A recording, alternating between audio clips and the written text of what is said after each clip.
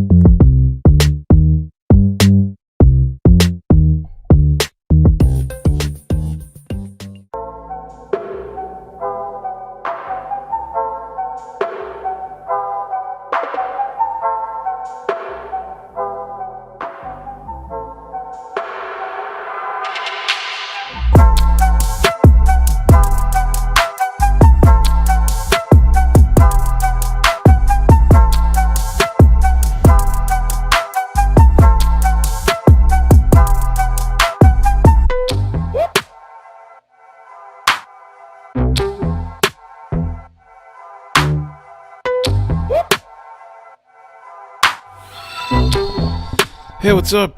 What's up? What's up?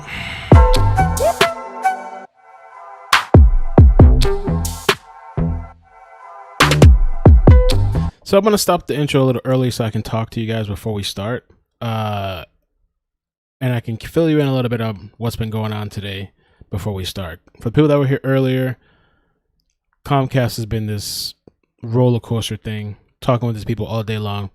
Somebody that's a subscriber works at Comcast, and we spoke on the phone and all this kind of stuff. And so, I'm not exactly sure what's gonna happen. What I did do while I was gone, I bought this modem, which I don't honestly, it's not even making a difference. I bought this, right? I get back to the house, I test this thing out. This thing is $500, okay? $500. Boom. 500. All right. And when I came back and I set it up, I was still having the same issues. All right. Same issues. I still have the modem connected now, and I called Comcast, everything's set up. So I really don't think it's a modem issue. I think it's a thing that's outside. I can return it. There's a 14-day policy. The person that I spoke to from Comcast, she connected me to somebody else. She was really cool. I really appreciate you, Lynn. Thank you so much for that. And why isn't this updating? What's going on with this? That's so weird. Why isn't that updating? I don't know. Might have to fix that. Okay, there we go. Hello. Can we catch up a little bit? So I called Comcast Business, and I spoke to, the lady transferred me to him, and it was this whole ordeal. And he's like, the benefit is that with Comcast Business, you get a direct line with the residential. You're sharing internet with everybody in the area. And so it's $180 a month. I'm like, bro. So they have like a promotion thing going on. It's like free for 30 days to try it out. I don't know when they're going to come out. They're supposed to call me. And so like Comcast is just forcing me and pushing me into a position where I don't even have much of a choice. I have no idea what else to do. I've literally tried everything. I even bought I signed up with a VPN service, and I was trying that out too at first because I thought maybe they were throttling me. Even with the VPN, it didn't work. There's nothing I can do. So, so I said I was going to come back, and it seems like we're doing okay for now. Who knows how long that's going to last. What I'm going to do is, oh my God, put on the trial. Oh my God, Bella. Let's all stop for Bella. Okay, Bella. My God. What I'm going to do is I'm going to play the closing arguments, but I'm going to start it from where Ronnie talks. I don't think we need to hear the whole thing again, especially the prosecutor. I'm going to start it from where Ronnie starts talking. We'll play that. Then they came back after that. I guess they took a break or something, and they had a trial. They wrapped up their closing arguments. So like they came back again. They had a little back and forth, and then there was the verdict announcement too. So I'm going to play that. And then that's it. And so hopefully everything runs smooth. Whatever. If I have to do the business thing, then we do the business thing. And they're supposed to be going back to trial too, because they're still figuring out the sentencing and the penalties and all that stuff too. So it's not really fully over yet. So I think that's how we're gonna do it. You guys, let me know what you think about that. Closing arguments, final statements. I'll get a copy. Let me just set it up here, and we'll get started. I don't know, man. Today I'm on edge, man. This whole Comcast thing, bro. I'm on edge, bro. I'm on edge. Go spend $500 just to find out it means nothing, right? Go spend $500 and come back to me and be like, so just start it. Fuck your $500. Just start it. We don't care about you. Just want to start your shit. Who cares about you? Fuck you. Just play it.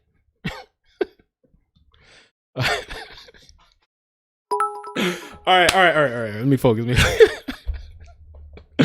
All right, we're going to start. I never thought I would have a Comcast plug. I didn't know that Comcast was so bad that you can't dial customer service. You have to find yourself a plug for Comcast. So let me put I think we're going to do the full screen thing again.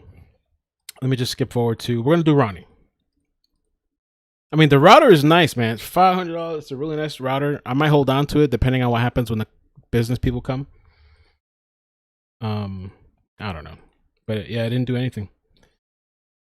All right. It is the evidence in this case of cold, hard facts that prove beyond the exclusion of every reasonable doubt that the defendant, Ronnie O'Neal III, is guilty of the first three premeditated murder of Kenyatta Barron, the first three premeditated murder and the felony murder of Ronnie O'Neal, the attempted first three premeditated murder of his son, Ronnie Blair, arson, aggravated child abuse on both Ronnie O'Neal and Ronnie Blair. There we go.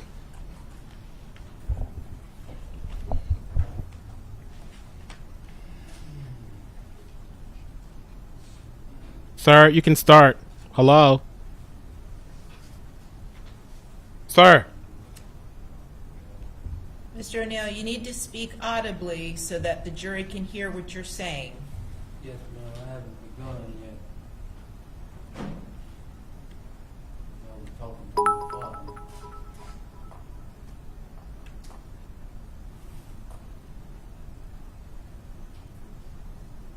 He showed you Oh, God. Lord, man. a fraudulent recording where they allege that I beat Kenyatta Barron to death. He talked about Mr. Khalil Brown, my neighbor who stayed across the street. But if Mr. Khalil Brown was a help to them proving me guilty beyond a reasonable doubt, they would have called Mr. Khalil Brown. But I called Mr. Khalil Brown to be a witness for me. And I didn't ask him to lie about one thing that he saw that night. I asked him to tell the jury exactly what he saw that night. And you have to ask yourself why that is. Because he's playing a fraudulent damn recording of me beating Kenyatta Barron 15 damn times when that did not happen. And like I told you earlier, you will know the truth, whether in this trial or the next one. Better believe it. If you think I'm here to play around with y'all, God damn it, I'm not. All right, Wow. Mr. O'Neal, please. Damn, stop he's turned using, up. Swearing language. It's Turned not appropriate up. in a closing argument. Going off on the jury. I'm playing around with you bitches.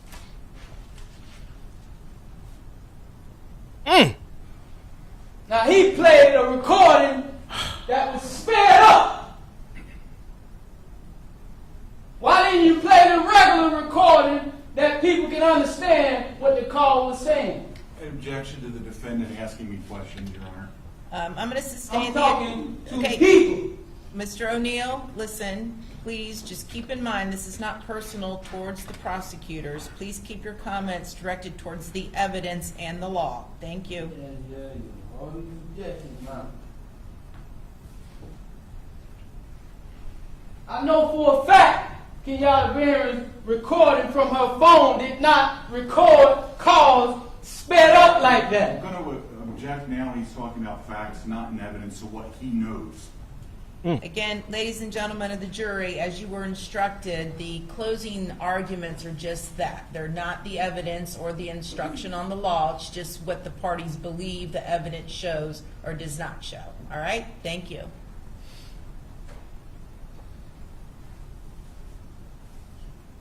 You heard Mr. Brown. You've been hearing me for 2 weeks now. Oh Telling my you God. They committed criminal acts against me with the 911 calls and that fraudulent video that they just showed y'all. Now, I'm going to prove it to you. Bro, it looks like it's doing it again. If it really starts it again, I'm just done. I'm not even coming back. Fuck all this stuff. I'm done. If it starts, I see it like little signs that it's kind of acting up a little bit. It is.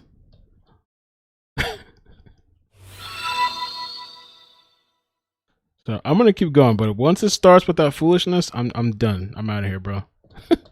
Fuck it, yo. I'm just out. I was even Tampa Bay Temp was doing a live stream of one of the pieces of the video. When I went to go click on their live stream, the thing started cutting up. I'm like, what the heck? Even they're having issues?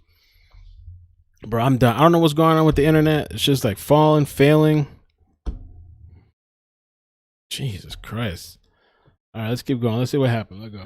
Let go. Somebody might have to check on me if I have to end this. He said that he was actually sure that I only hit Kenyatta Barron 3 times. You heard. I called him to tell you that. I ain't running from nothing. They didn't call Khalil Brown to tell you that. I did. You have to ask yourself why that is. Because I want you to know the actual facts.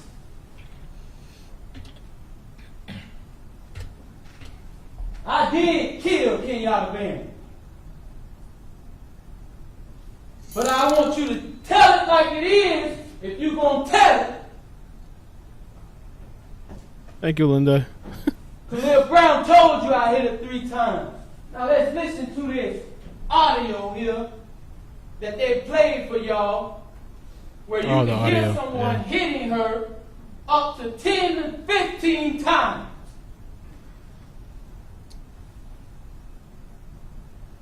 But they want to make the excuse that Mr. Khalil Brown was 14 years old when he saw that.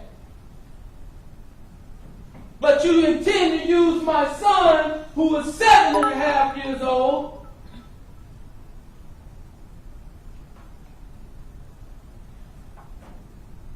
at the time of the incident. Now ain't that something? You don't want to believe Khalil Brown because he was 14, but you're ready to believe everything my son tells you because he was 7.5.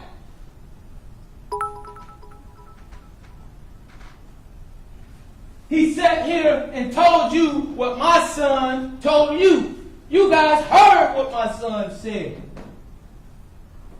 And you also heard that I rebutted everything that he said because he said something totally different in the beginning of this case. Everything that he said was contradictory to what he said in the beginning of this case when Detective Thomas Dirks interviewed him just 7 days after the event. And then they did another interview with a woman named Jennifer Miller, who's an expert at getting children to tell what happened to them. They purposely got her to do this interview because she's an expert with children.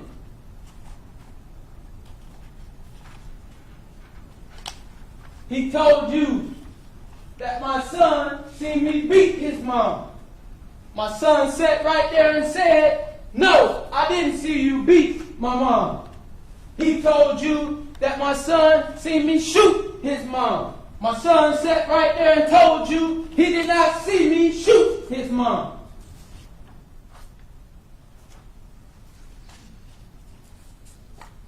And I told you that in my opening statement. So my son verified that I was telling you the truth. My son said in trial that I ran back in the house and pulled his sister to his mom's room. But in the interview with Detective Dirks, page 9 of 23, March 26, 2018, he told Detective Dirks that his sister was already in his mom's room before we ran outside. Then he asked him, was she hurt? And was she hurt before they ran outside? And he said, yes, she was hurt before they ran outside.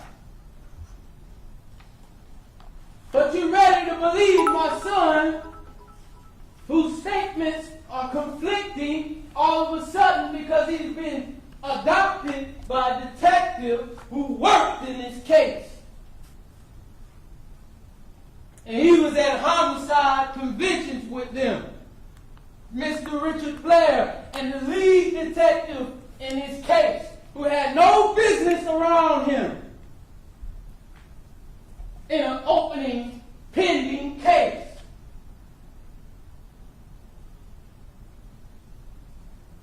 Oh, my bad. But all of a sudden, he's saying all these contradictory, inconsistent things that he did not say in the beginning of this case.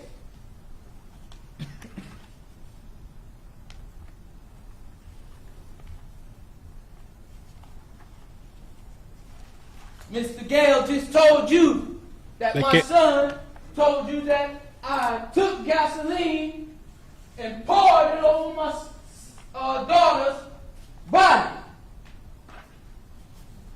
I showed you in the interview with Miss Jennifer Miller, she asked him, did you see your dad pour gasoline anywhere in the house?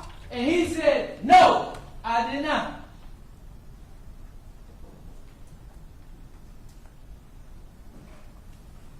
But they are ready to use my son against me.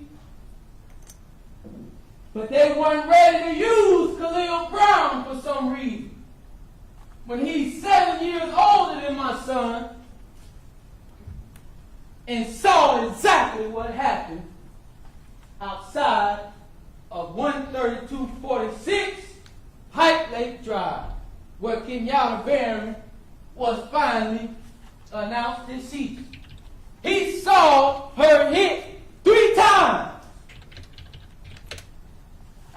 I told you before he testified that I know I hit her 3 times.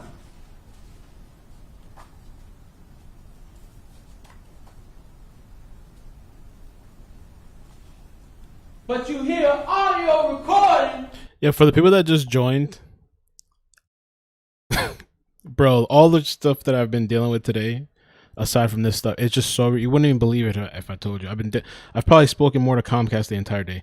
But for the people that joined, I'm kind of continuing off of the last stream, but I just started it over from Ronnie's closing statement. So the last stream, we got like kind of like around here, more than halfway. But I just figured, hopefully, for some consistency, we'll just play his thing again. We didn't finish his entire thing, and then what happened was, after this video, after these closing statements or arguments, they came back again, and there was like this wrap-up session where they kind of went back and forth again. So I'm gonna play that, and then the jury had a verdict. They deliberated, and so I'm gonna play that as well. So there's like 2 other clips to play with this. I wanted to do it to try to be consistent if possible, because it just, to play one thing first and that last, whatever, it's just better from start to end where we left off. I thought that would be better. And also, it's not done yet. Apparently they have to go back to court because there's a verdict, but then now they got to find out the penalty, I guess, or the sentencing or whatever. So it's not over yet. I'm just over today, bro. Like, you ever had one of those days that everything goes wrong? Everything goes wrong. So that's kind of where we're at, though. Just so you know. So for people that missed it or whatever, if you did it, whatever, that's what's going on. Of someone excessively beating her up to 10 to 15 times. That's why I called Khalil Brown, because I know I'm telling the truth. That's why I called the police that night, because I know I did what I had to do. But that's why they hid the 911 calls from the call log. That's right, Suburban. Let's look at it.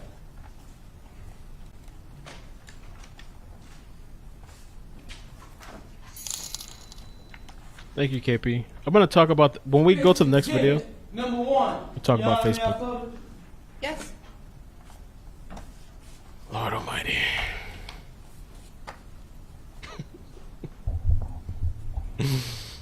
Thanks, Tara. Appreciate that. They made the excuse that 911 calls are reflected in UTC time.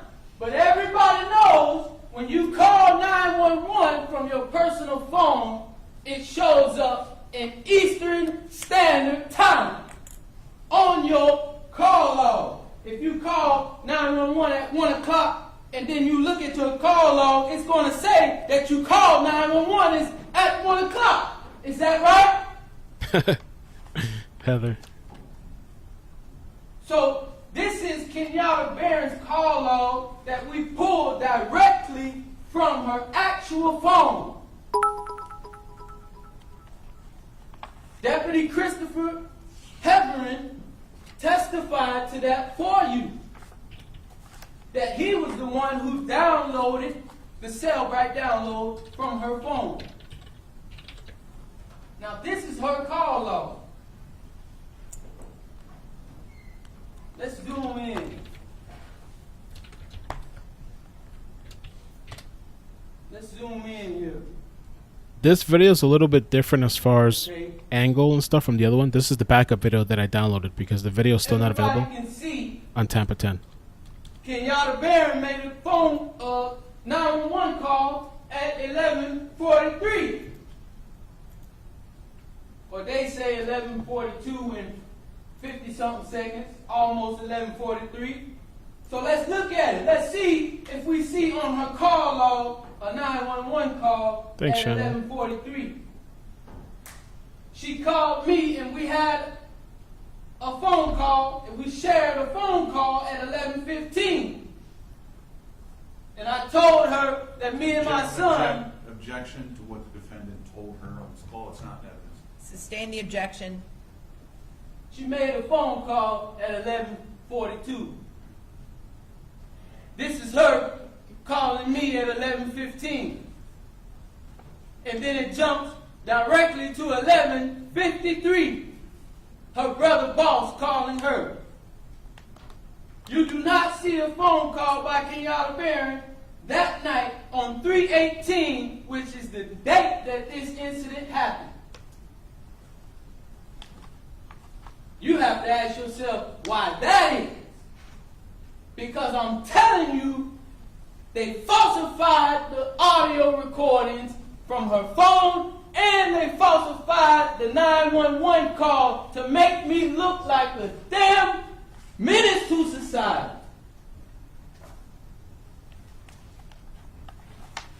That's why I called Khalil Brown.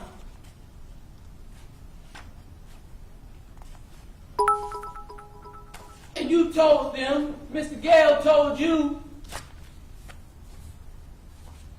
after beating Kenyatta Barron, I told my son, or I said, the kids is mine now, bitch. Ronnie, sit the fuck down before I beat your bitch ass nigga, or I kill your bitch ass nigga. It's a bunch of bullshit. Okay, Mr. O'Neal. Damn, he going please. off. I'm not going to warn you again. I think they edited the curse words and all that stuff. I'm not going to pause too much. We want to get through because we got a lot to get through. But I was like, damn. Stop using offensive language unless you're quoting directly from the evidence. Damn. My son sat right there and told you when he testified in trial that he did not come outside that night. He told you that he did not see me shoot his mom nor beat his mom. He would have had to been outside to see that. So how can I be saying to my son, Ronnie, sit the fuck down before I kill your bitch ass nigga, when he's not even outside for me to know if he's sitting or standing in the first place?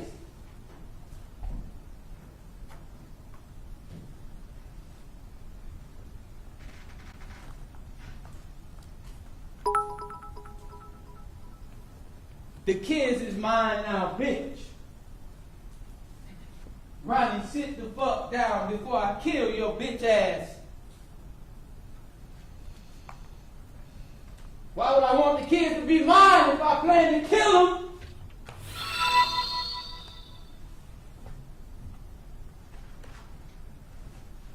Now let's look at it. Kenyatta Barron made a call at 11:42. You see, she called me at 11:15. Mm-hmm. You see, her brother called her at 11:53, but in between those, that 911 call should be right there. And you have to ask yourself why that is.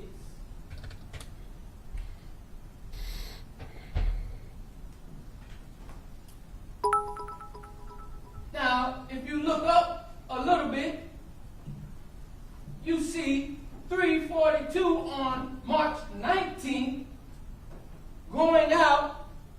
Let me slide it over a little bit so y'all can see.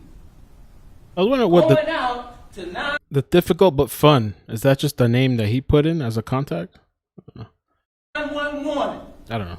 Unrelated, I guess. Kenyatta Barron was definitely dead on March 19, 2018 at 3:42. So how in the world could she call 911? Now, they say, oh, well, the calls are reflected in UTC time. This is the girl's actual phone. Everybody knows that when you call 911 or make any call, that call is going to reflect in standard Eastern Standard Time. Because that's the time that we operate on.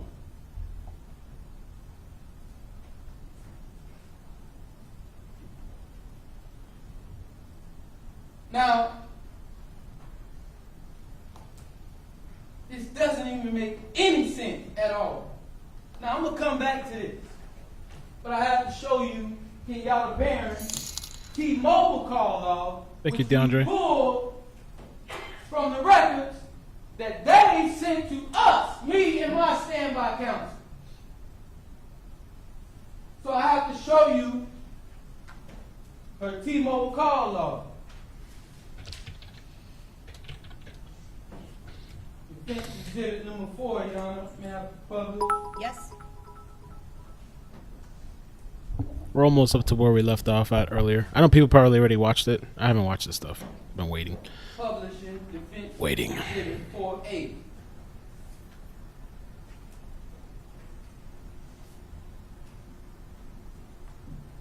Now let's look at this. Apparently, the T-Mobile call logs are reflected in not only military time, but according to them, UTC time. But I'm going to prove that wrong right here, right now.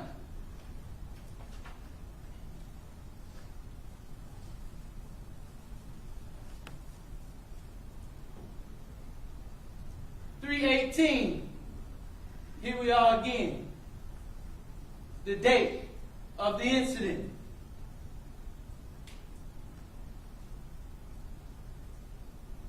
You can see there's no 911 call.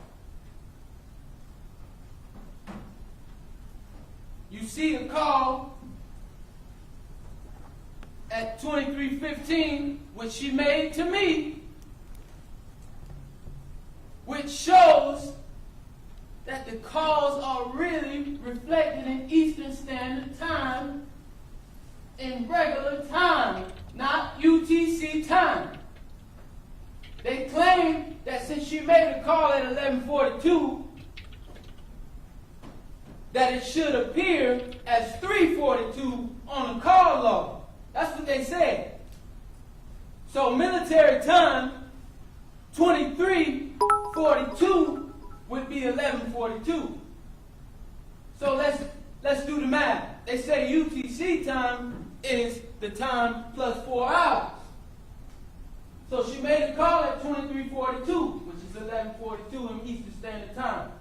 23:42, 24:42, 1:42, 2:42, 3:42. And that's why you see on her T-Mobile call log, on her actual phone call log, 3:42, slide it over. Right there. Her calling 911. Okay? Now let's look at it. Let's look at it. You do not see a 23:42 right here on her call log on 3:18. But you see the call she made to me at 11:15 on 3/18/2018. But all of a sudden, when I called for an investigation, the calls are reflected in UTC time. Okay, so it's not there. So that means it should be 4 hours ahead at 3:42 on March 19th, since 23:42 would be 1 hour.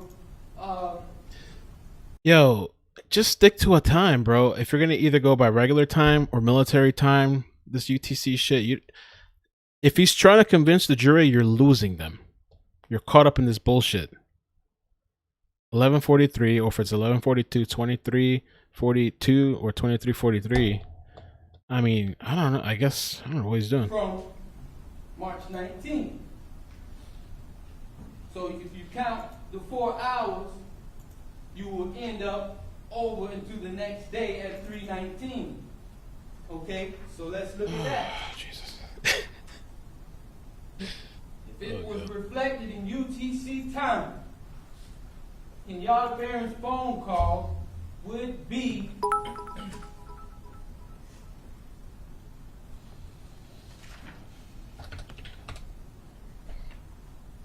well, actually it's this one. 4A still. Okay? You added 4 hours, it would be right here. But you don't see 342, you see 350. Okay. All right? You see there's no call there, 2315, in between 2315 and 2353. No 911 call.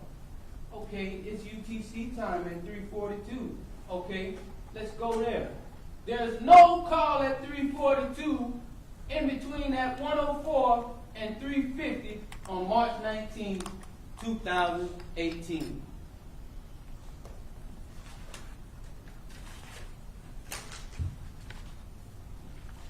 Mention exhibit number 6, Your Honor, may I publish? Yes. Okay. Detective Dirks testified on the stand that his whole purpose for obtaining this subpoena for records, this is the subpoena for records that Detective Dirks sent to T-Mobile. Now just look at it with me. I asked him, right in front of you, I said, Detective Dirks, what was your purpose for obtaining the T-Mobile call logs or for subpoenaing the T-Mobile call logs from T-Mobile? He said, because there were 911 calls made. Okay, my next question to Detective Dirks was, if that was your whole purpose, then why are the most important calls of this case missing from the call log? He couldn't answer that for you. And he beat all around the bush because they don't want you to know that they are crooked and corrupt.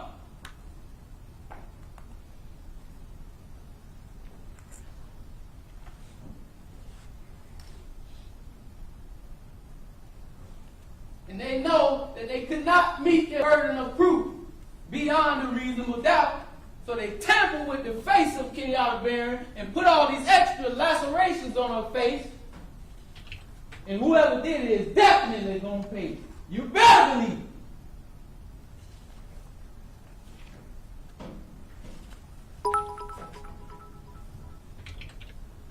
Now he sent this subpoena to T-Mobile telling them, please provide subscriber information and all incoming and outgoing toll information for target numbers 813. Well, this one was Kenyatta Barron's phone at first, 765-5036. From the date range of February 19, 2018 to March 23rd, 2018. So that 911 call, since it was made on March 18, 2018 at 11:49, should have definitely been on her T-Mobile call log, which I just showed you it is not. All of a sudden, after I heard the audio and I told my counsel, that's BS. I didn't say those things. And a matter of fact, I told the neighbor, don't come outside. Call 911 now. But they took my voice off of there and made it sound like Mr. James Gray was the one said, don't come outside, call 911. He was saying that through his wife. But you seen, I showed you the CRA that Detective Dirks did. He quoted me saying she killed me and then directed the neighbor, don't come outside, call 911 now. But on the audio, they took my voice off of there saying that and made it sound like it was the neighbor, Mr. James Gray. Now, why would they do something like that?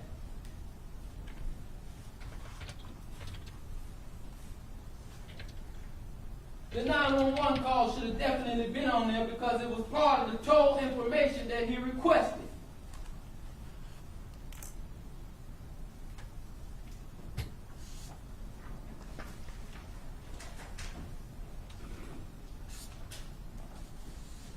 And these are both subpoenas from my phone and Kenyatta Barron's phone.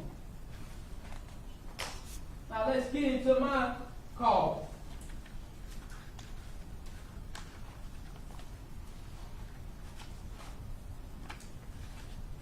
Defense Exhibit 2. Your Honor, may I publish? Yes. Defense Exhibit 2A. Yeah, the verdict's coming up. We're going to play that soon. They told you that my phone was damaged in a fire. I know for a fact when I got arrested, I'm gonna sustain the objection. Again, you're limited to the facts that were introduced at this trial in your closing argument. Did testify that it was burned in the fire. Mr. O'Neal, please don't argue with me. Just follow my instructions, all right? I'm just letting you know that part of that was legitimate. And again, ladies and gentlemen of the jury, your recollection of the evidence controls, all right? This is just the closing argument of the sides. You may proceed, Mr. O'Neal. Oh, I made a call to 911. Supposedly, they made it look like I made a call at 2349. I know for a fact I made it early. Judge, objection again to what the defendant knows. I'm going to sustain the objection. Again, Mr. O'Neal, you can only argue in closing argument facts that were elicited at trial. This is not where you come in and start filling in additional facts. Yes, ma'am. And you've been instructed about this numerous times. Please follow my instructions. Okay, Your Honor. Couple of things. He said that it was an actual fact that I killed my daughter. That's not an actual fact. That was proven in trial. I didn't object, but neither did they stop. You stopped them. Mr. O'Neal, please don't argue with me. I'm not arguing. Please just direct your closing statement to the jury. That's what you need to be doing, not arguing with me. Right.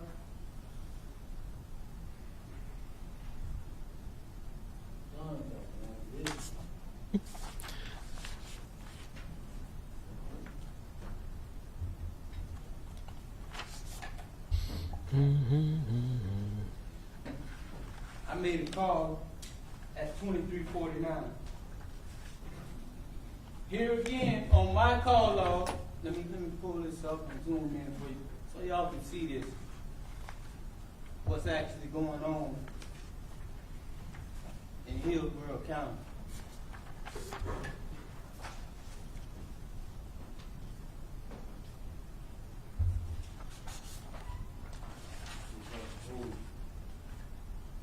Okay. You see the call that I showed you, me and Kenyatta shared at 23:15. We talked to each other. You see that, and it's reflected on March 18, 2018. At the same time that we actually called each other. It's not reflected in UTC time, but that's what they claim. But I'm going to show you that the calls are neither on here in Eastern Standard Time nor UTC time. Okay? Defense Exhibit 2B.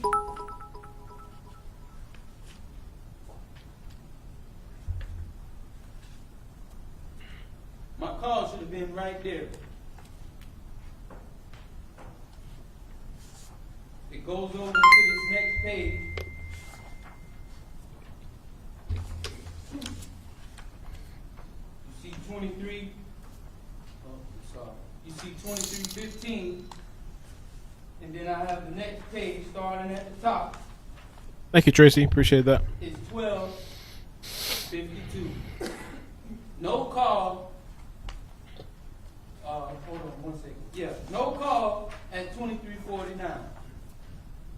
But I made a call. You heard the HCSO records custodian, Rebecca McLeman. What the heck is that? Never heard that before. She said that we both made those calls. And my call was made at 23:49. But on this T-Mobile call log, you do not see we got a new member. 23:49. Thank you, Amy. Appreciate that. Welcome to the dark side. Because they removed it from the call log after I called for an investigation. They said, okay, you see this 348 here? This 348 says outgoing by me, my number 369-2575, to my dad, 406-3445. I made a call to my dad. I know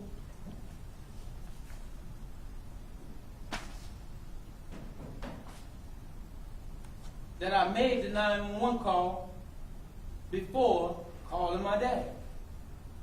But you do not see the 911 call there. Now they say, since I called my dad at 23:48, it should actually be right there after the 23:15. Okay? You do not see any more 23s, but I made a call to my dad at 23:48, and I made a call to 911 at 23:49, but you don't see both of those calls.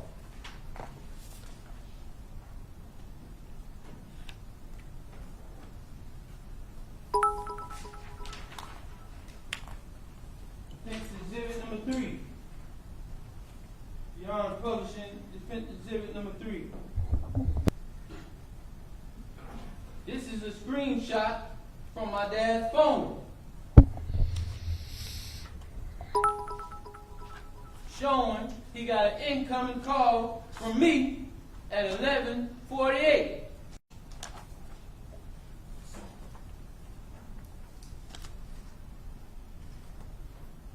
And he also kept calling me back because it was an emergency. It was an emergency, and he knew something was wrong, so he kept calling me back 4 times.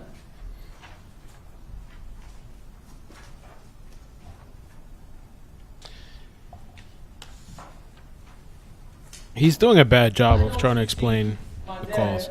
calling me back those 4 times at 23:48. You only see 23:15. Going back in. And this is, see, they separated the paper like this so it'll be difficult to show you. But ain't nothing too hard when you put your mind to it. 23:15. Right after it, you see no more 23s. Now why is that? I called my dad at 23:48. He called me back at 23:49. He called me back again at 23:50. You don't see that up there. It jumps to 12:52 in military time. It's a bunch of calls missing from 23, the hour of 23, which is the hour of this incident. I wonder why it's blurred out. Like, why can't we see it? Or like it's just... I'm going to just say this one more time. They said... Or I guess he took off the paper. When he had it on, it got blurred, though. Couldn't see it. In UTC time. Which means if I called 911 at 11:49, it would show up 23:49, 24:49, 1:49, 2:49, 3:49. Okay? But how is that?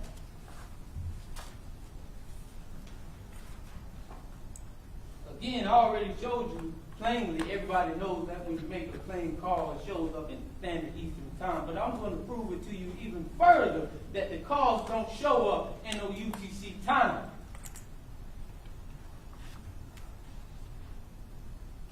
She made a call to her brother boss. She made a call to me.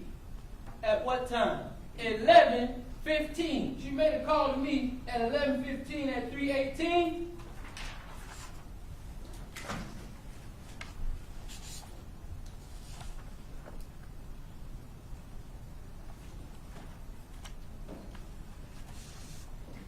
(11:15) military time. Kenyatta Barron called me right there at 3/18/2018. So the calls ain't reflected in no UTC time. They made that excuse so they could try to get out of the truth of what happened that night. And they thought that I was going to let counsel represent me, so it would have never got out to you. Evidence. What we thought. Sustain the objection. That's an improper statement in closing argument. Don't make it again, please.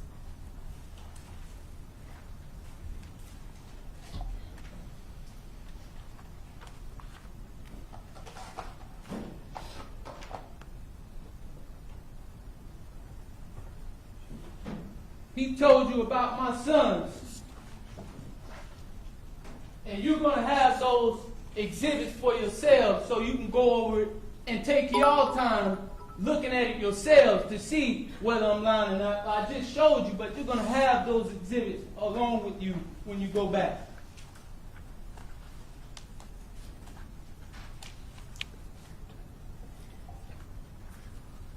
He told you that my son testified that I stabbed him. And you heard him. He did say that.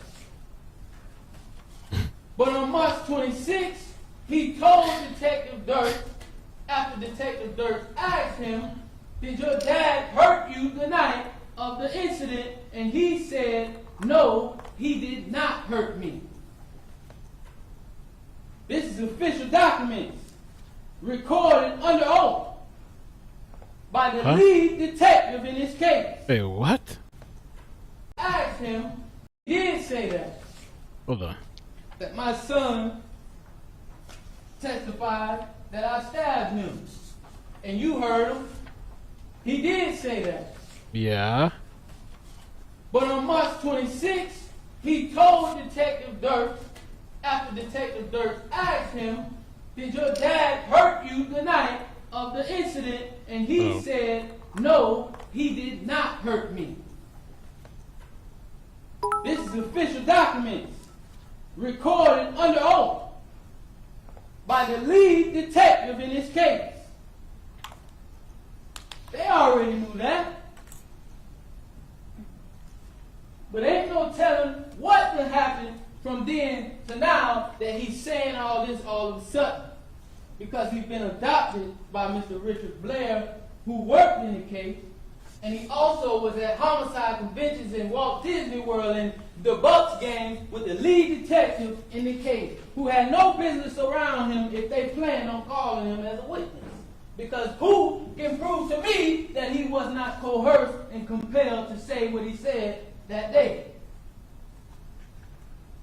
It's really, really tough with kids, though, man. If you saw the other stream where I butchered some of the documents when I was reading the case studies, where kids were cross-examined during trial, and then they came back after and they asked them some of the same questions. They even did some tests and trials of like showing them a video and then asking them at the time what they thought, and then the next day saying what they said. And a lot of the times the answers would change and all that kind of stuff. So it's really tough. He's trying to pull holes. He's doing what he's supposed to do, and that's what happened during the cross-examination.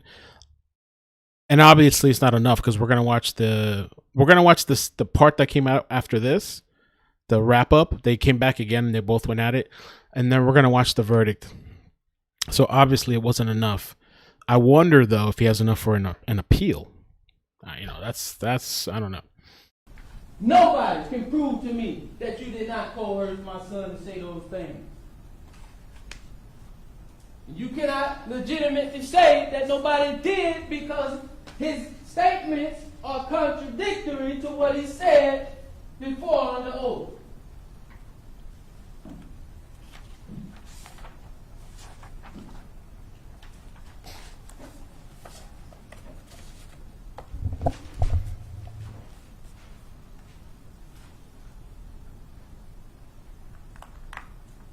He talked to you about the blood on the floor, and he talked to you about the blood in the clothing in the garage. Okay. I went in and got my son, and we True. came out of the garage. True, Amy. True. And he was hurt, bleeding. So, of course, his blood is going to be on the floor on those clothing where he was leaking blood.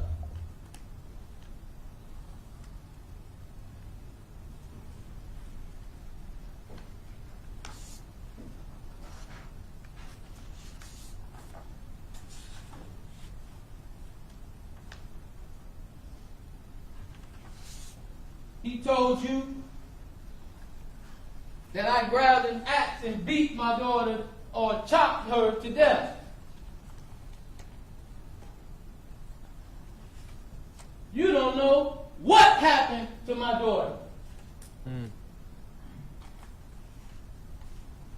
But you better believe I know what happened to my daughter, and that's why Kenyatta Barron is dead.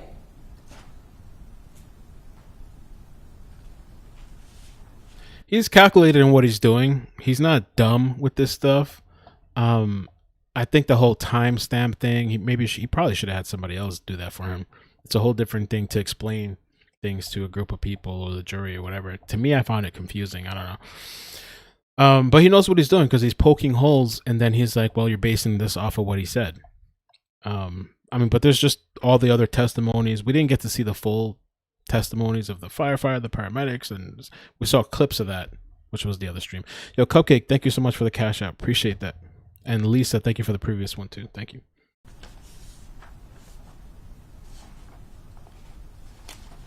They told you nothing but accusations and assumptions and guesstimations.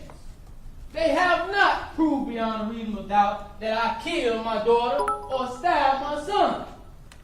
Because for the bottom line is my son said something different to what he already said, so that's a reasonable doubt right there.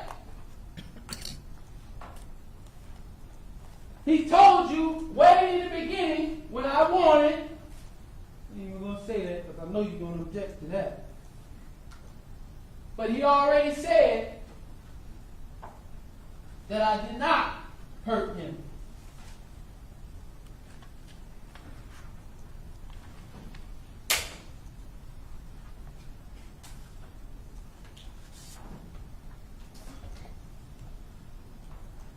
He told you that I told my son on this fraudulent audio to go get a knife.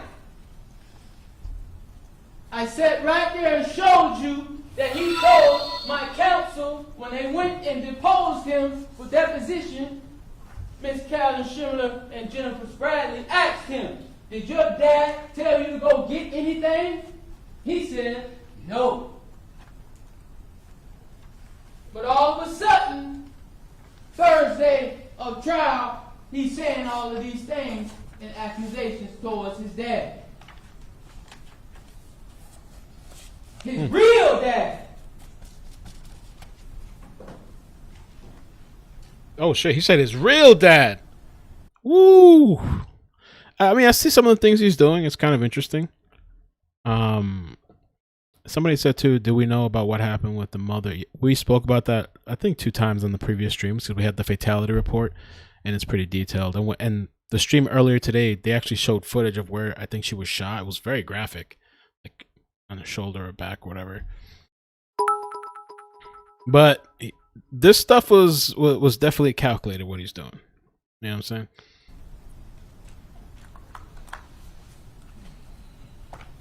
You sat right there and seen when Ronnie O'Neal got up to question my son. The first thing he asked him, you like to play games? And he talked about dogs. And really quick too, for the people that don't, because there's a lot of people just joining after the fact.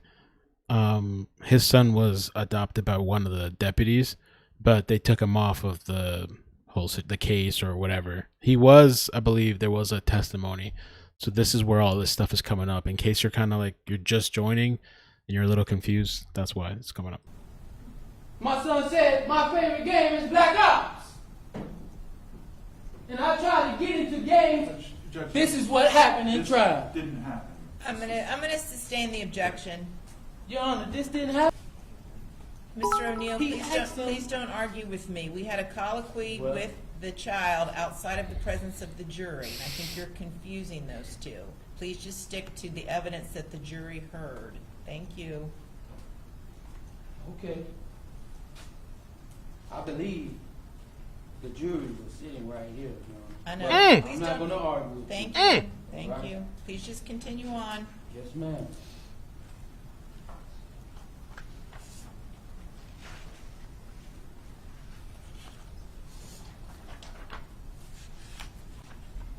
He talked about me smelling like gasoline.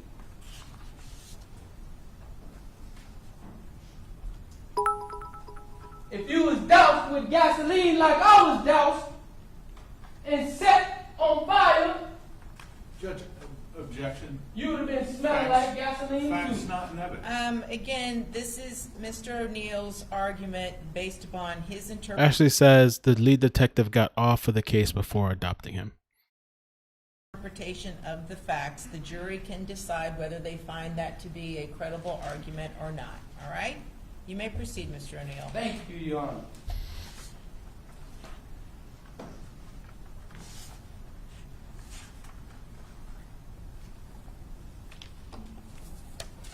It was justifiable homicide. Mm. And they knew that they could not prove me guilty beyond there's such high reasonable doubt that they had to meet. So they tampered with the evidence. I called my witness, Khalil Brown, to show you they tampered with the evidence. And it's little me up against the machine. So it's hard to prove something when they're all working together. But I called my witness, who bear witness, I only hit her 3 times. Damn. It was only 3 times. And audio, That's all. he hit her 15 or 11 to 15 times. Insane.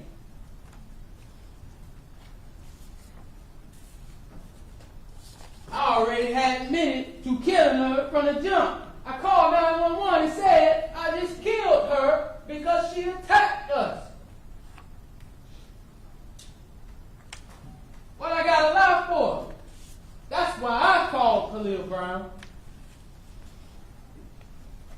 And that's why I called 911. And you wonder why I called my dad? Because people do things like this to us.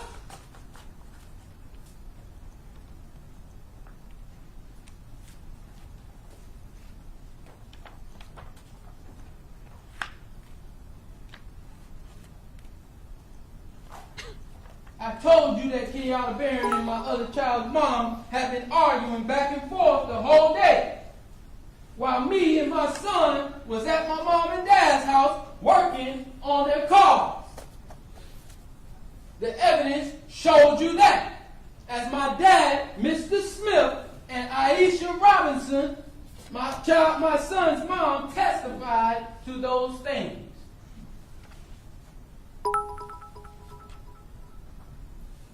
So the evidence shows you she had ill will or evil intentions. I told you Kenyatta Barron killed my daughter and attacked us. And the evidence shows we all had been cut and we all were burned. I told you that Kenyatta Barron had multiple drugs and medications and drugs, including deliriogenic morphine in her system. And the medical examiner, Miss Mary Mainland, testified to that.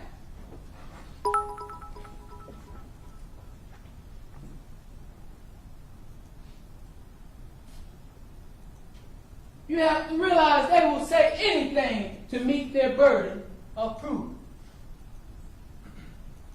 Mr. Harmon told you he lied to you and said that my son witnessed me shoot his mom and beat his mom to death. I told you that my son did not see me shoot him and beat her to death, that he really didn't see much at all. And the evidence showed you not only that I was telling the truth, but also that his testimony was contradicting and inconsistent to what it was just days and months after the incident.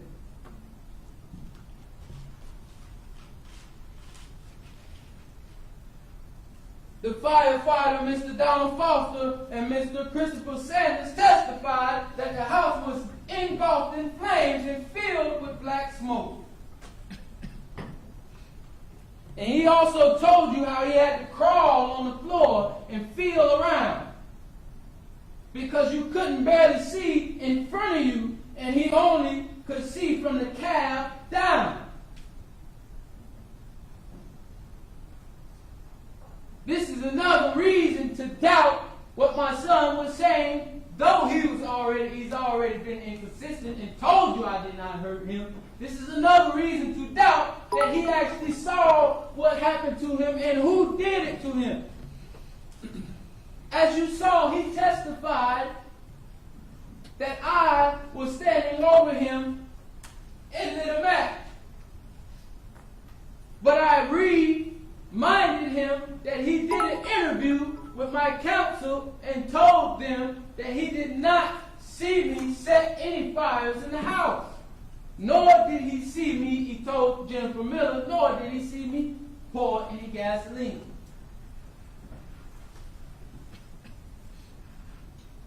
The firefighter told you that when he looked in, he could only see from the cab down. When you hear this audio,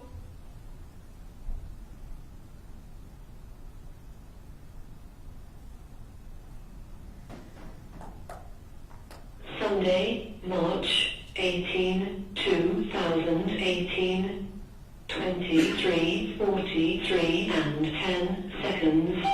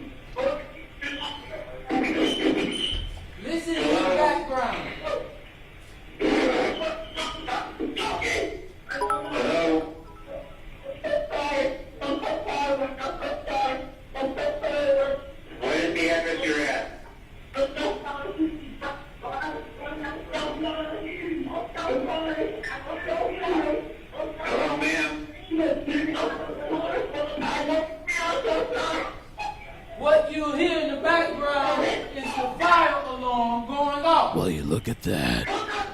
We got Thanks, Deborah. Appreciate it.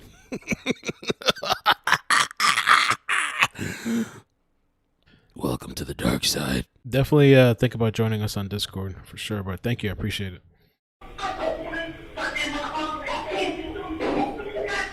Where's the gun?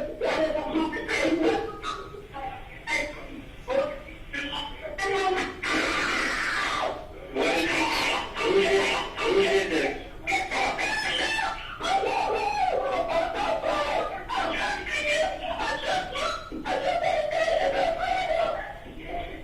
We have deputies on the way. Who did this?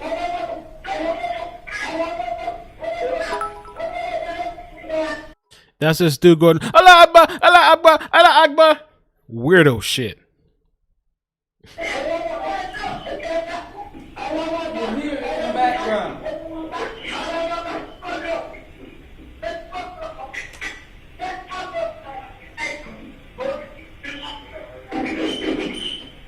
You hear even though it's a fraudulent audio, anyway, you hear the alarm in the background. That means if I was outside, all that time in the inside, the fire is burning, and then I run outside, and then I come back in, that fire has been burning a long time. The fire was burning before we went outside. So who set the fire if it wasn't you? So my son might have not seen who actually did the stabbing to him.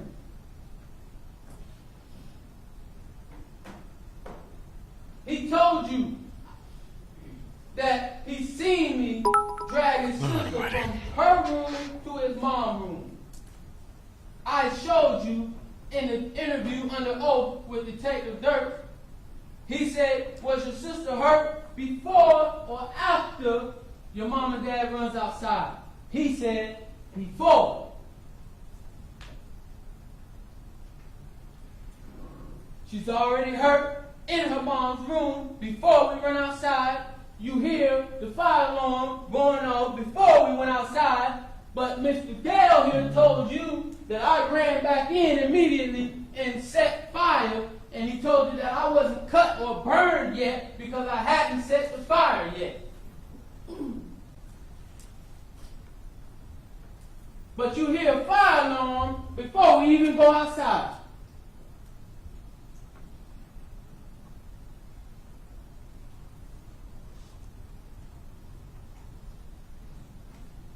Mr. O'Neal, I don't wish to interrupt you, but it's now 12:20, so I am going to take a lunch recess at 12:30. I just wanted to let you know. Yes, ma'am. Your Honor, can I approach you real quickly? And I don't mean to interrupt the defense. Yep. Come on up.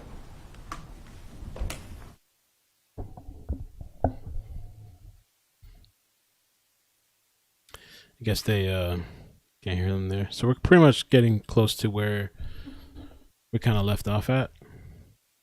Oh, we passed where we left off at, but after this, I'm going to play the wrap-up closing statements and then the verdict, the jury verdict. Chicken mute and unmute, I guess. Do you need to take a comfort break? Okay. Go ahead, Mr. Sidebar, yep. I told you that my son was diagnosed with developmental delay. Judge, I'm going to object. There's no facts and evidence. I'm going to sustain the objection. Your Honor, That was the daughter. Ms. Carol Lilly testified to that on the stand. All right. Again, I've sustained the objection. The jury can rely upon their own recollection of the evidence, all right? Your Honor, I told them that in my opening statement. Please don't argue with me. I have sustained the objection. I understand. And everybody gonna understand in just a little while. Better believe it. Watch. I Sorry. told you that my son was adopted by a detective who worked in the case. And they went through all of these things together. He had no right or business around my son, neither on duty or off duty, because his interviews were already taken. You're the lead detective in this case, working with the state, and you're going to outside agendas with my son, who you called against me as a witness. And this is after his interviews are already taken. No one cannot tell me he wasn't bribed to say what he said. I told you the evidence would show you that they lied about the excessive strikes you hear in the background of the falsified 911 call. And someone in law enforcement committed a very malicious criminal act by adding all those injuries to and tampering with the body of Kenyatta Barron. The evidence showed you that because my neighbor from across the street, Mr. Khalil Brown testified to that. He saw me strike her only 3 times, just like I told you in my opening statement. In addition to that, the medical examiner, Ms. Mary Maynard, testified that hitting someone only 3 times couldn't possibly do that type of damage, particularly those 15 lacerations to her head and face. The evidence showed you that not one of the blade, chop, and penetrating weapons had my DNA on them. And FDLE analyst Charlene Webster testified to that for us.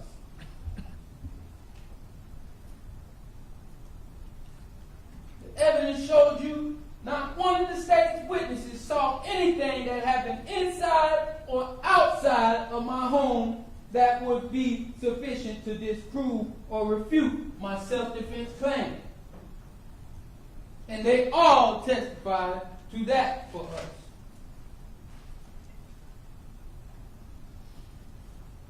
I told you I made a call to 911, and so did Kenyatta Barron. And they were both tampered with and altered, and the evidence showed you the strategic omission or wrongdoing I promised to show you during picking the jury. I told you that I was going to show you the evidence, and I've showed it to you, and you're going to have it for yourself to look at when you go back and do your deliberation.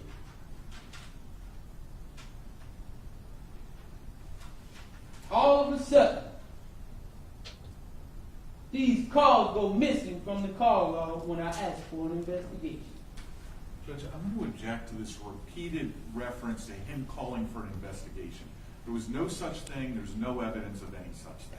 Again, ladies and gentlemen, this is just the defendant's closing argument is what he contends the evidence shows. I'm finishing up. Self-defense. He's claiming self-defense.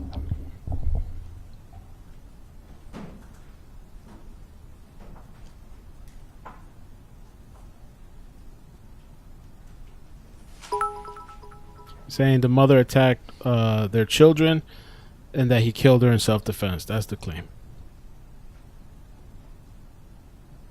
Hashtag has not met Chris Watts. burden of proof, which they have to meet beyond a reasonable doubt, and I have showed you several reasonable doubts. Reasonable reasons to disbelieve what they're saying to you. Check out the reference.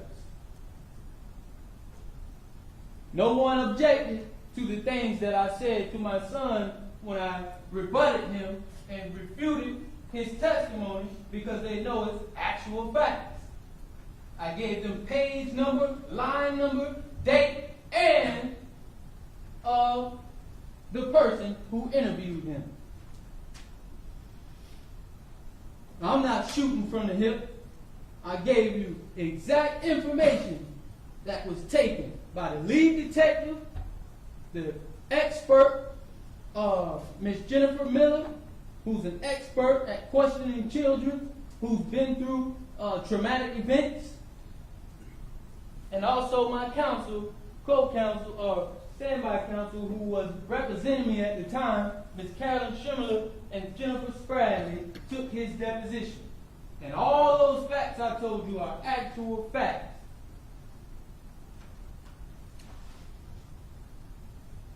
They knew that, but they still did not object to their own bringing him as a legitimate witness when they already knew I filed a motion. Judge, objection. Sustain the objection. Sustain the objection. That's improper for closing argument. That's all right, because it's going to get out anyway. Okay, Mr. O'Neal, just continue on making your closing argument, please. I told you you would find out why Kenyatta Barron was killed. You all seen the pictures of my children. Can I get State's Exhibit really quick? 22C.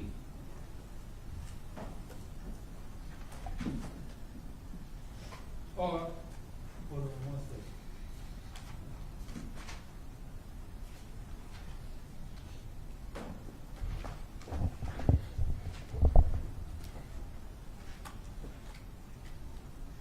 22.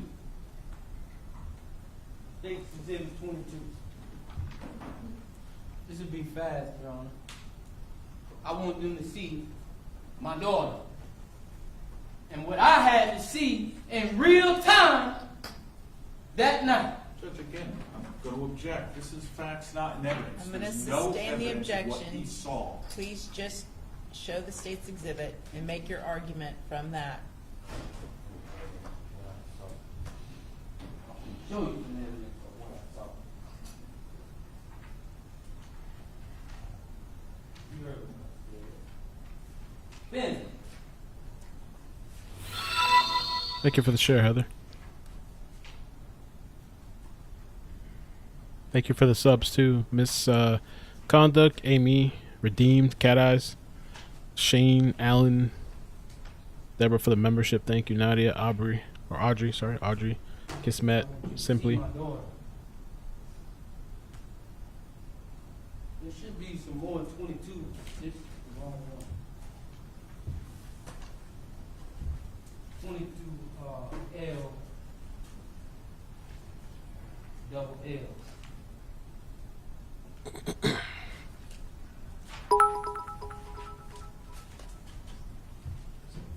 Hope it doesn't show her body. Jesus Christ. I don't know what he's going to pull up right now.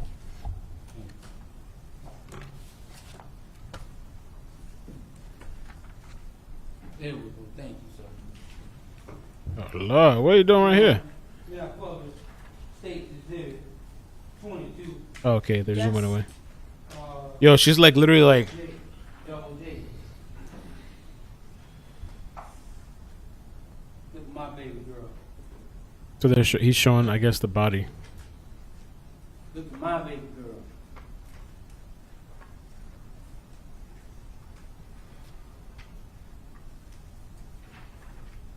.22 double K. Look at my daughter. Thank you, Noah, for the super chat. And none of you know what it's like to see something like that.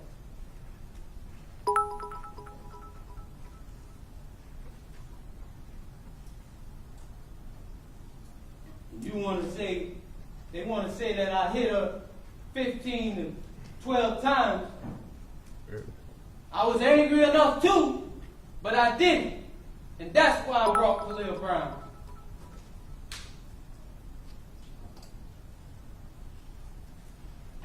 That's my baby girl, stabbed in the neck, stabbed in the face, burned to death.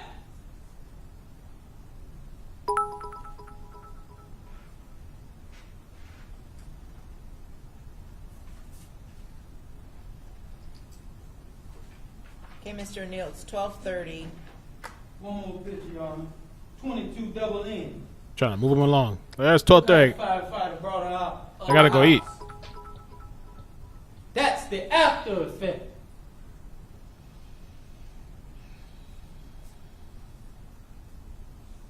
But you don't see while it was going down. In real time, my live daughter burned, bleeding out of her neck.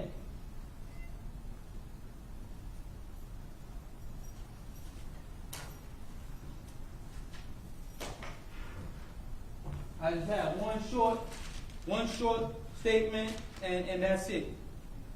But I told you you would find out why Kenyatta Barron was killed, and you all seen the pictures of my daughter.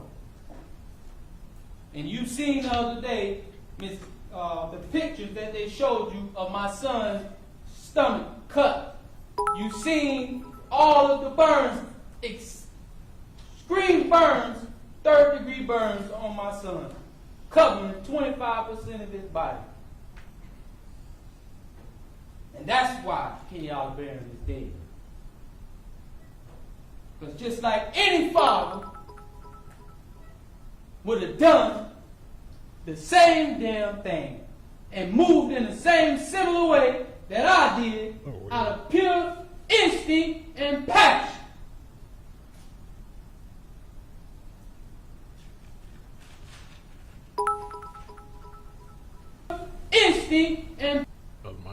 bud. Therefore, if I were to be convicted, it would not be by clear and convincing evidence. I showed you several reasonable reasons not to believe what they're telling you.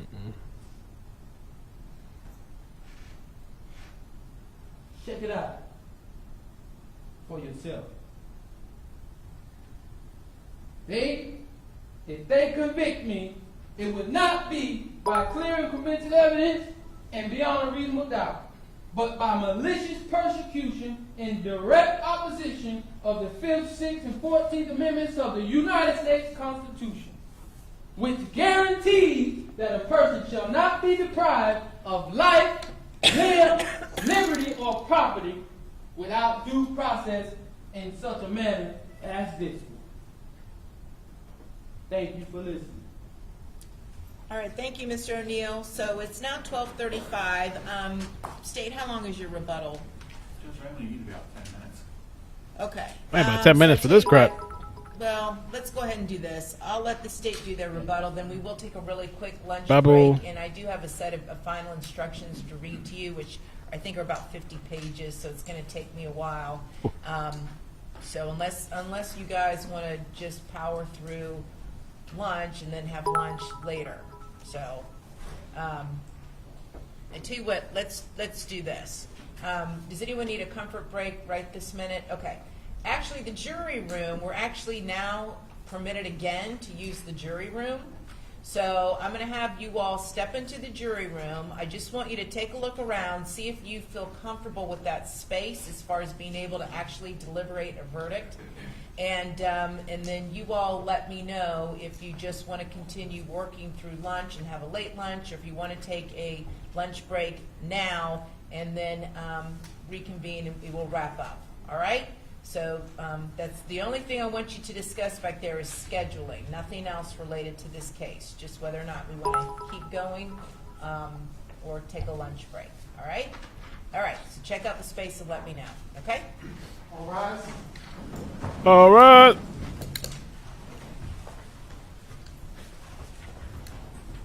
Bible Jail, thank you for the super chat.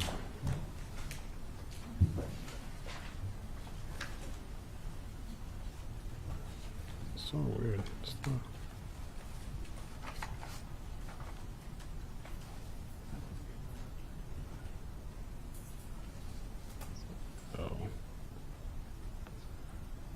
Okay, very good. Jury's up the courtroom. Deputy Collins, I caught a couple other minor typos in the instructions. So these are the updated pages. One for the state, one for the defendant, one for standby counsel.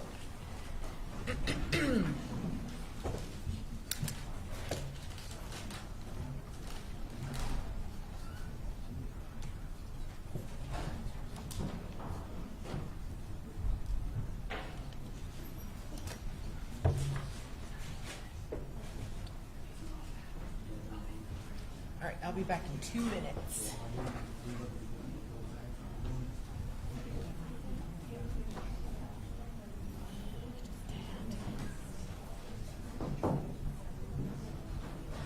Let's just go when you go live. Okay, so I'm gonna fast forward a little bit. I'm trying to figure out this stuff on Facebook, but I'm gonna skip forward a little bit. Some weird stuff. All right.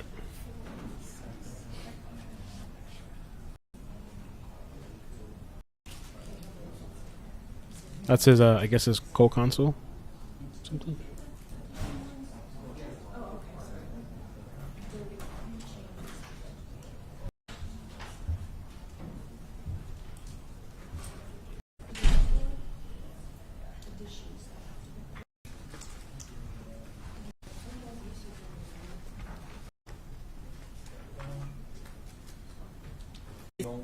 Yeah, before you take Mr. O'Neal out, I think the jury's indicated. Let's see what happened. Hold on a second. All right, is the court reporter back? I'm here. Oh, okay, very good. Before you take Mr. O'Neal out, I think the jury's indicated they just want to keep going, so we'll take a late lunch. All right, just so you know. So this for the state's rebuttal, we're not going to actually take a lunch break now, The state's going to do their rebuttal. I'm going to read the instructions, and then they will have a late lunch when they begin their deliberations. Okay? I'll be right there. All right, very good.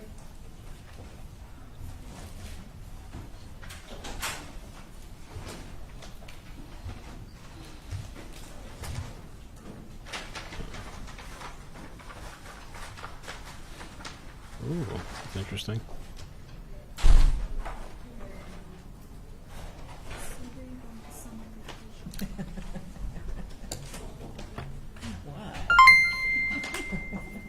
Okay. You forward it again? Yes. Sorry about that. I had a couple of requests to get. Oh, let's hear this. Get their Hold copy on. from the other one. Yeah, of course. Okay. So, can you get it for them? What is it Sure. they have from in the other room? They got their coffee, the mugs and stuff. Yeah.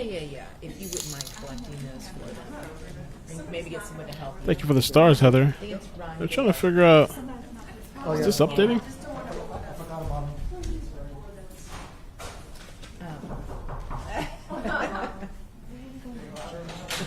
It's not updating for some reason. That's weird. For a horse show, but all families go like, yeah, that's just be. You going up there for a week? 2 weeks actually, almost 2 weeks, yeah. So we're very excited. It's supposed to be beautiful. Star challenge.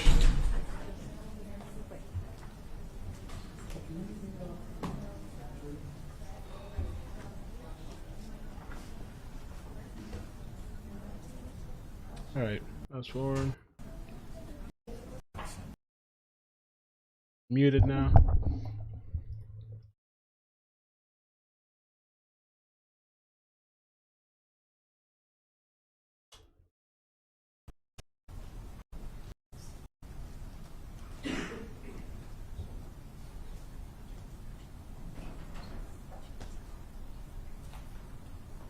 He's emotional.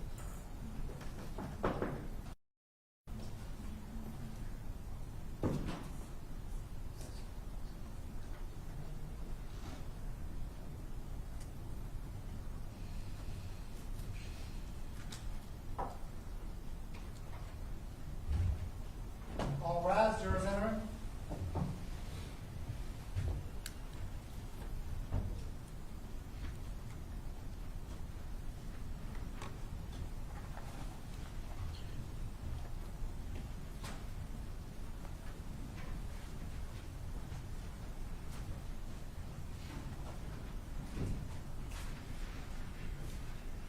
Okay, very good. Welcome back. Everyone have a seat and state you may proceed with your rebuttal. Oh, one more.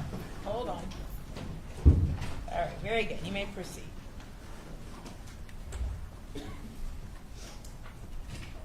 Okay, ladies and gentlemen, I promise I'm not going to take up too much of your time. I know it's already been a long day, but I feel like it's necessary to point out at least some of the more absurd points that the defendant made in his closing argument. First of all, the defendant admitted to you in his closing argument that, yeah, I did kill Kenyatta Barron, but I only gave her those last 3 blows. So, you know, here's where these conspiracy theories fail, because how much sense does it make? He's already killed her, so what else needs to be done? He called a witness who said he saw him kill her. So what else needs to be done by the state or by the sheriff's office here? She's already dead at his hand with a shotgun. So we need to hit her some more. Here's where these conspiracy theories fail, because they just don't make any sense. With regard to the testimony of Ronnie Blair, the defendant kind of wants to have his cake and eat it too, because he's telling you that he's been coached, he's been bribed, he's been coerced, but yet look at all the things that he got wrong. So which is it? Is he just getting things wrong, or has he been coached? What happens here is just pretty much common sense, because this is something that happened 3 years ago. He was 8 years old at the time. So there's different layers of things going on here. This was an 8-year-old boy at the time, and it was something that happened 3 years ago. So you already have age, you already have time, and then when you add in that third factor of what he went through, Is it surprising at all that there are gaps in his memories, that there are things that he got wrong? No, of course not. But you can't have it both ways. Has he been coached to testify yesterday? Or is his memory real bad and he got everything wrong? So it's either one way or the other. You can't have it both ways. He testified to what he remembered. With regard to the phone records, you've heard a lot about these phone records. So again, this is where conspiracy theories fail, because the defendant's asking you to believe a number of things here. First of all, he's asking you to believe that we redacted his 911 call from the records, that we took it off of the call logs. But yet, I'm sorry, was there an objection, Mr. O'Neal, please don't respond unless you're making an objection. All right, proceed, Mr. Gale. That we removed his 911 call from the call logs, but at the same time, State's Exhibit 2, we played it here in court for you. So we're going to remove it from the call logs, and then we're going to enter it into evidence and play it? Listen, the call logs show what they show. But the call logs from the forensic download of Kenyatta Barron's phone specifically says this is in UTC time. And the 911 call's on there in UTC time. Do the 911 calls appear in the other records? Doesn't look like it, but again, you don't have anybody from T-Mobile here explaining what those records mean or anything like that. And Detective Dirk told you, that sometimes we can't find them in the call log records. So, again, where conspiracy theories fail, the defendant put into evidence Defense Exhibit 6A and 6B, which are the subpoenas signed by me to Detective Dirks. So we are the ones subpoenaing these records that the defendant says are manipulated. So we're actually subpoenaing these records, but look, we forgot to put, we got the records, but then we forgot to put the 911 call back on them. Instead, we just handed them over to the defense the way they are. This is where conspiracy theories fail. They don't make any sense. The defendant's arguments don't make any sense.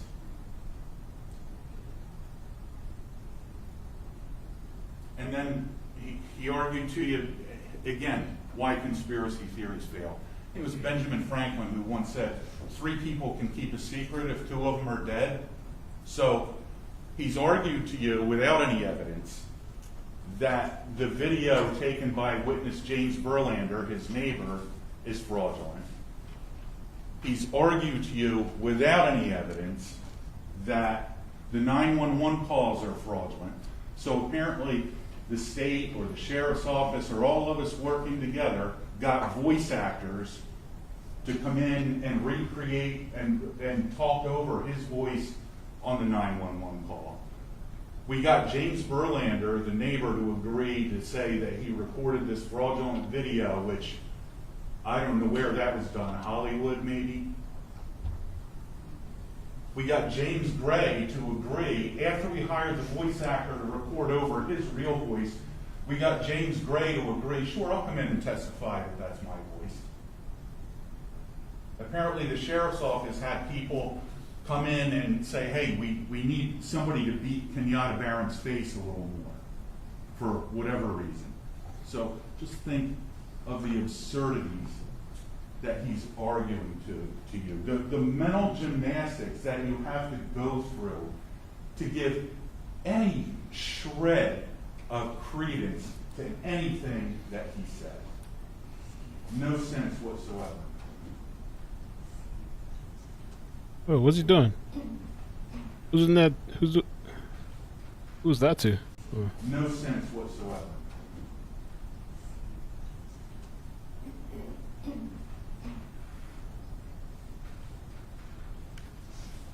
Why don't you see my dad's calls on the call records? Another thing that was supposedly manipulated.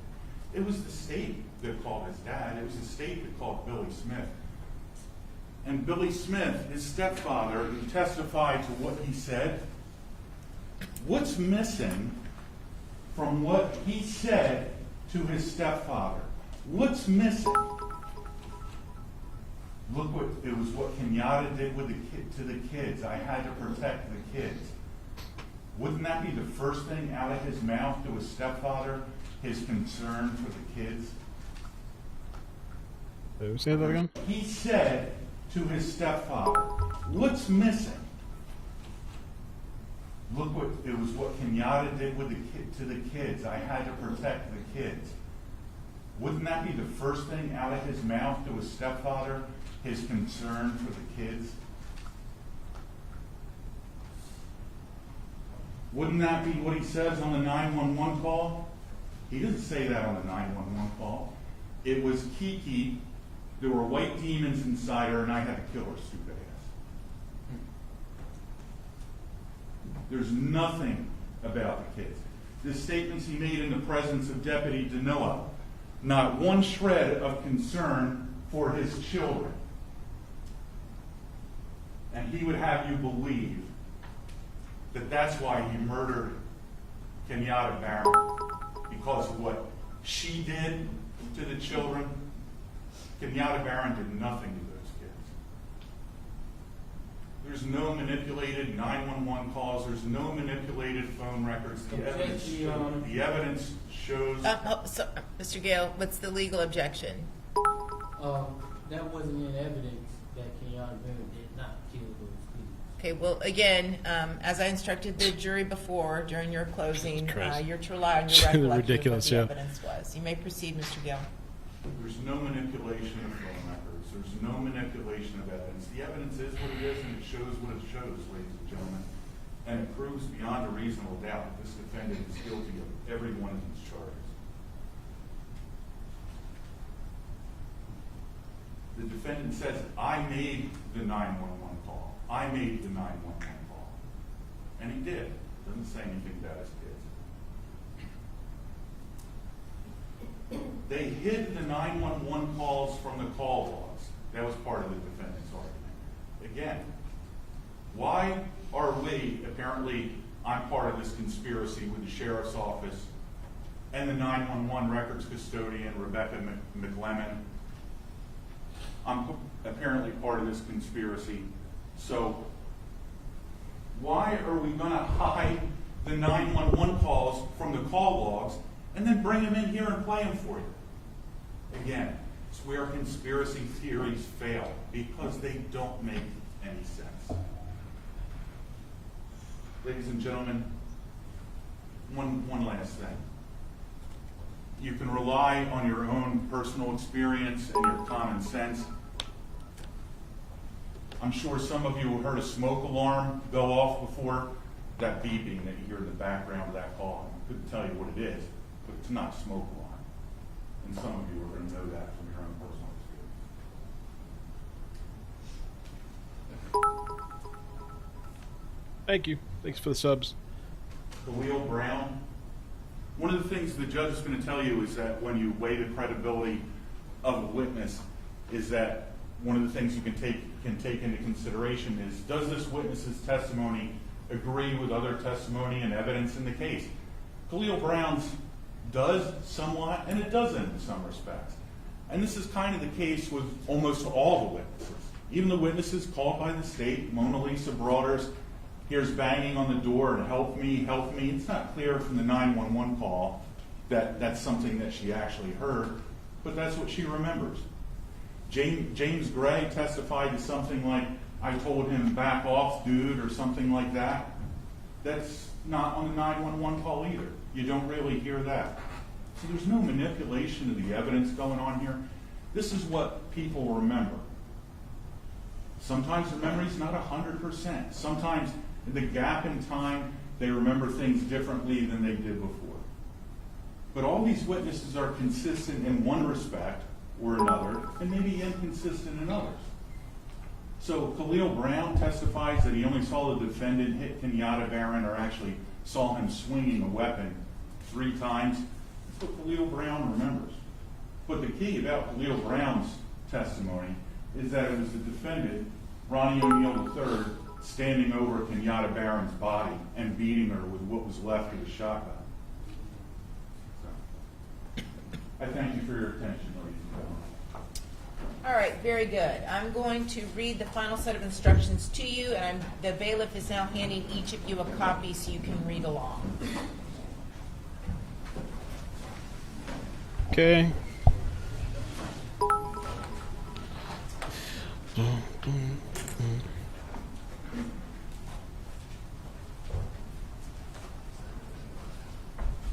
So I think that's the end of that.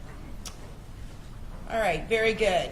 Members of the jury, I thank you for your attention during this trial. Please pay attention to the instructions I'm about to give you. Ronnie O'Neal III, the defendant in this case, has been accused of the crimes of first-degree murder, 2 counts, attempted first-degree murder, arson of a dwelling, aggravated child abuse, 2 counts, and resisting an officer without violence. Good off. The state's burden in this case and any criminal that I hurt you that night. On her face, and whoever did it is definitely gonna pay. You better believe reasonable doubt. So they tamper with the face of Kenyatta Barron and put all these extra lacerations on her face. We saw that. Okay. And tampering with the body of Kenyatta Barron. The state has not met its burden of proof, Wait, did we see that? which they have to meet beyond a reasonable doubt. Hold on. Let me see how. Let's play this real quick. The Is this part state's of? burden in this case and any criminal case is to prove the defendant's guilt beyond a reasonable doubt, and we have met our burden and we've exceeded. This is supposed to be the that wrap-up, burden. closing Ladies and arguments. gentlemen, the state has gone way beyond a reasonable doubt here. You can have no doubt in your mind that this defendant, Ronnie O'Neal III, is guilty of all these crimes. The evidence against this defendant is mountainous. It is overwhelming, and it proves beyond every shadow of a doubt that he's guilty. On his own 911 call, he admits to being the one who killed Kenyatta Barron. On no scenario under which this defendant is not guilty of the murder of Kenyatta Barron. And he asked his biological son, "Did I hurt you that night?" And his son responded, You stabbed me. "Yes. How did I hurt you that night? You stabbed me." He showed you a fraudulent recording where they allege that I beat Kenyatta Barron to death. You will know the truth, whether in this trial or the next one. They committed Yeah, we saw criminal those acts clips. against me with the 911 calls and that fraudulent video that they just showed y'all. I ain't running from nothing. I want you to know the actual facts.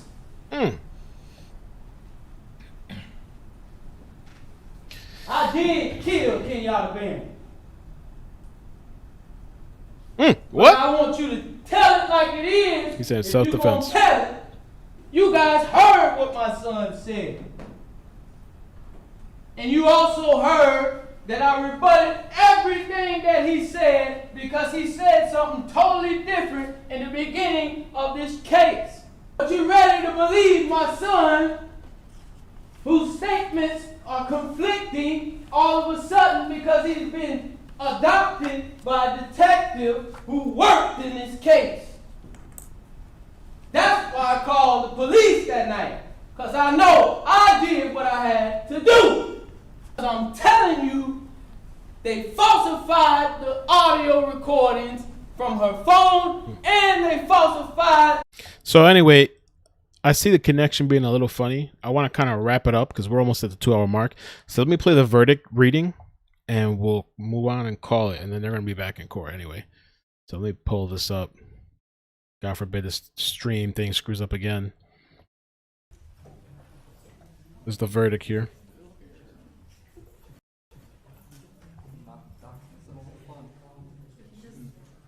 Texting me, giving me updates every 5 minutes of what he's doing. I'm like, it's okay. You don't have to tell me. It's fine.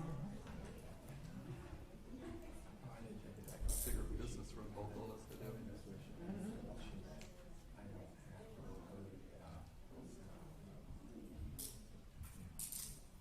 Okay.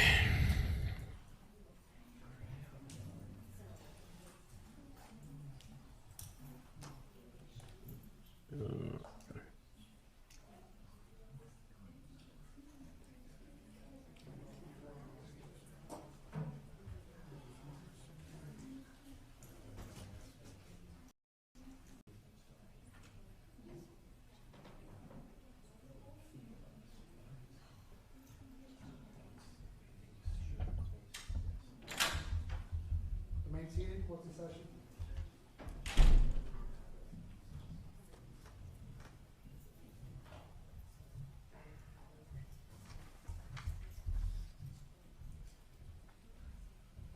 Are we waiting on standby counsel? Yes, I called them and they said they're on their way. Okay, very good.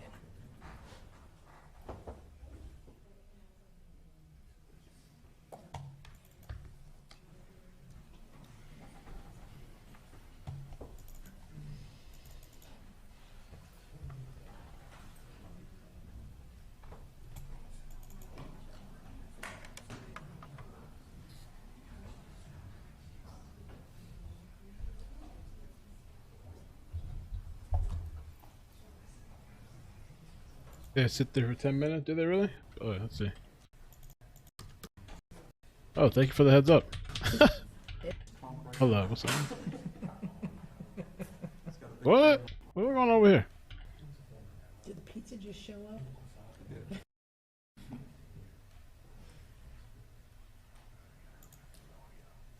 Ronnie's putting this trunk right now. He's got a big family at home. Is it Eddie and Sam?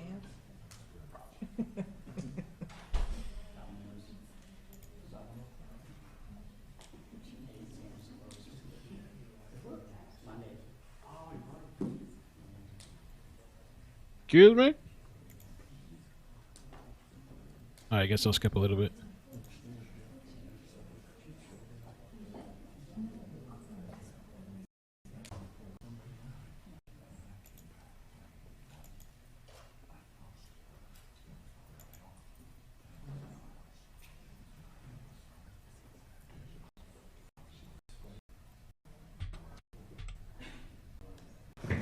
State is present. All right. Defendant is present. Standby counsel is present. State is present. It's my understanding the jury's reached a verdict, correct? Yes, Your Honor. Okay, let's bring the jury. Yeah, this too. Pizza!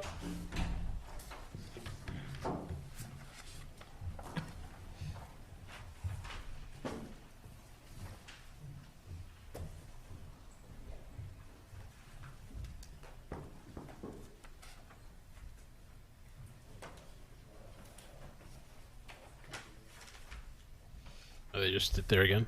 Okay.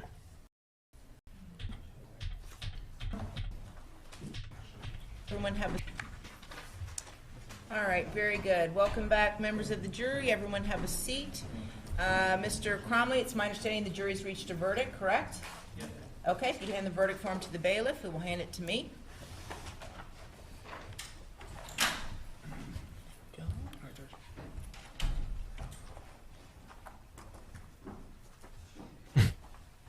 10 minutes later. Yep, guilty.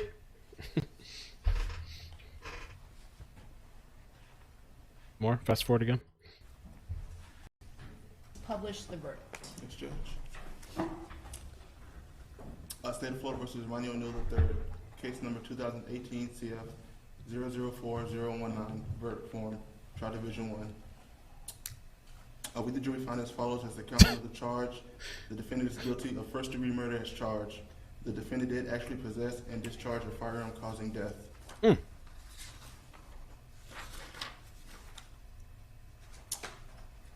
We, the jury, find as follows as the count 2 of the charge. The defendant is guilty of first-degree murder, premeditated murder, and felony murder. The defendant carried, displayed, used, threatened to use, or attempted to use a weapon.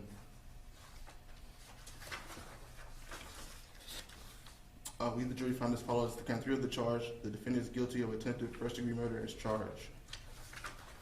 The defendant carried, displayed, used, threatened to use, or attempted to use a weapon. We, the jury, find as follows the count 4 of the charge. The defendant is guilty of arson of a dwelling as charged.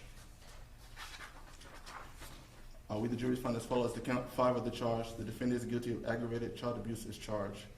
We, the jury, find as follows the count 6 of the charge. The defendant is guilty of aggravated child abuse as charged. We, the jury, find as follows the count 7 of the charge. The defendant is guilty of resisting an officer without violence as charged. So say we all, dated this 21st day of June 2021, foreperson of the jury, Russell Cromley. All right, does either side wish to have the jury polled? Do you wish to have the jury polled? Does the defendant wish to have the jury polled? I guess so. Okay. The clerk could please poll the jury. Yes, Judge. Mr. Luis Daly Rosado. Your Honor, before we go through that, can we approach real quick? Yes, come on up.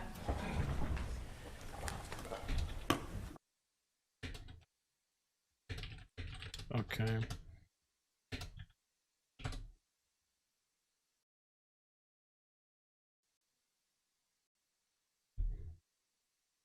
Yes, Judge. Mr. Luis Daly Rosado. Is your true and correct verdict? Oh, so that's when they ask all the jurors if they, if that's actually what they, sentenced, decided. Mr. Mark Douglas. Is your true and correct? It's like he wants individual verification, because sometimes, like when I was on the jury for a month with the James Leyritz case, sometimes too people could feel pressured, man. Like, let's say you're the one person with a different opinion and everybody else is looking at you and they want you to feel the same way or whatever, it could be a lot of pressure. And so they do this thing, I guess, to verify, is this really what you wanted? Is this really what you voted for? Correct verdict? Yes. Mr. Russell Crumley. Is this your true and correct verdict? Yes. Mr. Harold Waters. Is this your true and correct verdict? Yes. Mr. Matthew Ebert. Is this your true and correct verdict? Yes. Mr. Jeffrey Parker. Is this your true and correct verdict? Yes. Ms. Nicole Stillwell. Is this your true and correct verdict? Yes. Mr. Edward Storr. Is this your true and correct verdict? Yes. Mr. Artemio Martin III. Is this your true and correct verdict? Yes. Mr. David Van Hout. Is this your true and correct verdict? Yes. Ms. Christy Wimmer. Is this your true and correct verdict? And Ms. Charlene Louise Charles. Is this your true and correct verdict?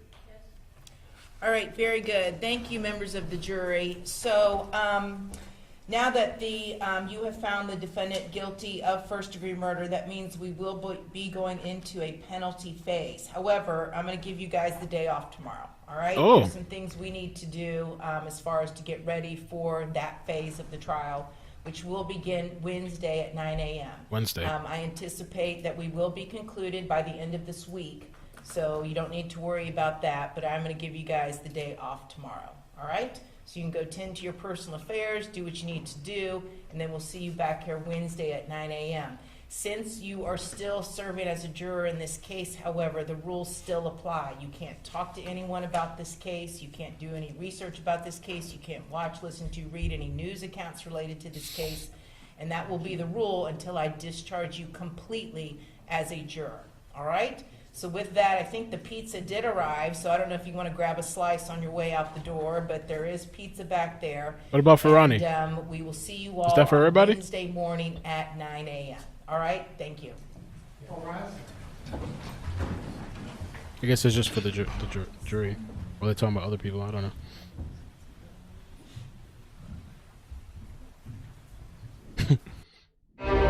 What if you could What? They got an ad? control the web?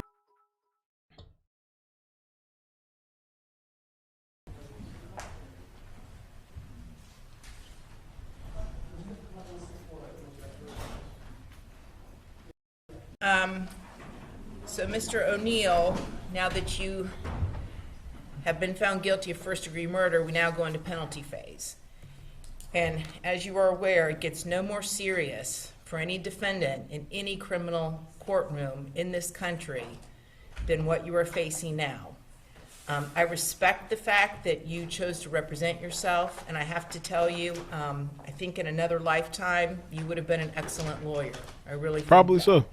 You speak with great passion. I understood exactly the points you were making. I knew what you were attempting to get across in your opening statement, your cross-examination of the state witnesses, the direct examination of your witnesses, and your closing argument. Ultimately, your arguments were not persuasive to the jury, but nonetheless, I was able to follow exactly what you were trying to accomplish. However, as we move into penalty phase, I'm really going to strongly encourage you to consider allowing counsel to now step in and represent you. This is a much more specialized and rare area of the law that very few practitioners really practice in, as far as truly understanding the aggravating factors the state has to establish And now you would have a burden of proof with regards to the mitigators, whether they're statutory or non-statutory. You've got to come up with proof by greater weight of the evidence that the mitigators actually apply. And you would have to come up with not just applicable statutory mitigators, but any applicable non-statutory mitigators. And I'm quite confident that your standby counsel would have a much better grasp on what those potential non-statutory mitigators would be. So I want you just to think about it overnight. I don't want you to make a decision right now. I want you to give it some serious, serious consideration. All right? And we're going to reconvene at 10 o'clock tomorrow morning, and we'll discuss it further, and you can tell me then. But I really, really want to strongly advise you to go ahead and let counsel represent you in the penalty phase, because the consequences are so serious. I mean, if you say so. Okay? I guess. Okay. Very good. That's all I asked. Just think about it. All right? All right. See you all at 10 a.m. tomorrow. Okay? Very good. Damn.